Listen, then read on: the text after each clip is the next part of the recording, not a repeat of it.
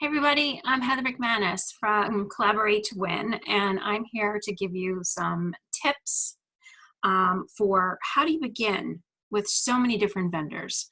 Where do you start? So let's dive in. So our members have what we have built for them, which is a custom tool called the Ultimate Source Guide. So that is something that took a lot of time to create, and it will be for sale for people who are not members. And here comes my cat, so you're welcome. Yes. Okay, so the Ultimate Source Guide is broken down into categories. So you have upholstery, case goods, accessories. There's all kinds of categories in there. We have a quick ship, we have a drop ship, we have made in America, we have outdoor. So there's all kinds of really helpful tools. And again, we have a kitty cat that's helping us out today. So nice to have him on the show. Okay, so and in each page that is a category. So under upholstery, you're going to have low price point, medium price point, and high price point, all broken down into sections. And then there's also, we did for everything where you could say, well, they have a traditional look, they have a transitional, they have modern, they have coastal, they have, so different styles are also broken down on this one spreadsheet. So if you're starting out and you're trying to figure out what your look is, what you're going for, what your client's price point is, this tool is amazing, and it's really where you should start. And in there, we have each company's website.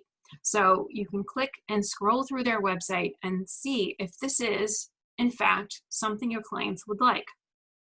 And maybe it's not a client you have yet, but maybe it's a client you would want in the future. So I would say that spending time each week when you're just starting out to try and get to know things is really important for you to not feel like, well, when I finally do get the client, how do I begin this? If you kind of set some time each week or once a month, like just set aside a day, set aside an hour a week or 2 hours, and just look through the company's websites and start to get to a feel, and then have a little notepad of, I'd like this for, a shore house where it's their second house, or the guest bedroom or the basement, or so you start to figure out which companies will be your go-to, and then those companies you just keep going back to.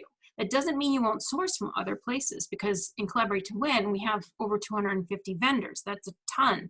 So, you might say, well, I don't know, visual comfort is my favorite for lighting, but, this client wants something way more modern. And there was this unique, like one of a kind company that we just got. And I think that's going to be my source for this job in this room. So, having the freedom to source from all these places is amazing, but having your go-to favorites so that you can really understand everything about what their look is, what their price point is, and also, their price list is going to be set up differently from another company. So you'll start to get to know, okay, I find their information about this in the front of their price book, but at the end of the price book, they have great information about that. And this is how you read it, because they're all just a little different. So setting aside time to learn and using the Collaborate to Win's Ultimate Source Guide is, 2 things that are really going to help you out, because you really get to know a lot. And then ask your tribe, ask your friends, if I'm looking for a medium price point upholstery company that has very modern kind of clean lines, who do you guys use? And then look at those websites and say, oh yeah, this is totally what I'm into. Or this isn't quite there, but something similar to this. So if your tribe can help you out, of course they want to. They want to be there for you. Another tip. So if you're trying to sell something without a showroom, that can be difficult.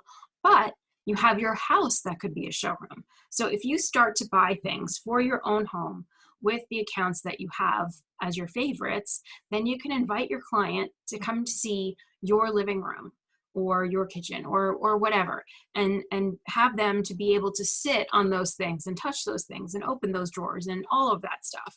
And if you don't have the ability to do that for yourself right now, it's something you can work towards.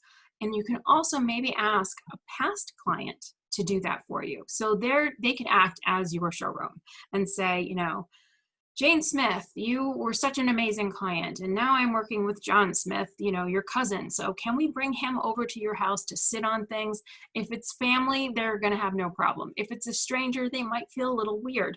So maybe give them a little incentive. I'm not sure what that would be for you, but your past client could serve as a showroom for your new client. And, you know, your own home, you can certainly, you know, invite them in and have them sit on things. In our group, we had one girl who ordered a sectional, and she ordered a few different extra cushions so that her clients could come in and sit on this cushion that's more down and this cushion that's more firm, and then they can choose which cushion they would want for their sofa. And so she's really become a showroom. So those are just some tips for how to go about, you know, figuring out where to begin and then how to sell it to your clients. So I hope that was helpful. Thanks, guys. Bye.